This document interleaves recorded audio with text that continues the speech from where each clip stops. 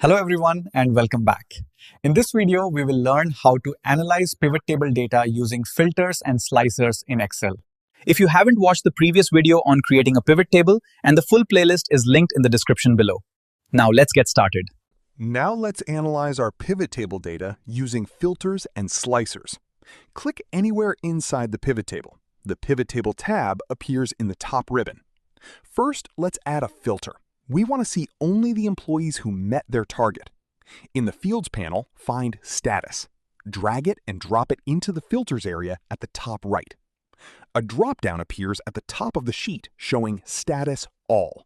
This means currently all employees are visible. Click the drop-down arrow. A list appears showing Select All, Below Target, and Target Met. First, uncheck Select All. Then check Target Met Only. Click Apply. Pivot Table now shows only the employees who met their target and their total sales. To go back to all employees, click the drop-down again. Check Select All, click Apply. Now let's use a slicer.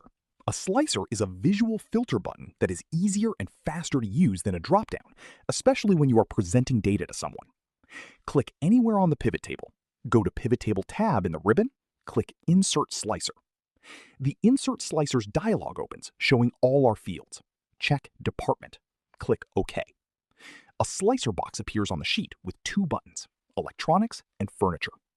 Click Electronics. Pivot Table instantly updates to show only Electronics department data. Click Furniture. Data switches to Furniture instantly.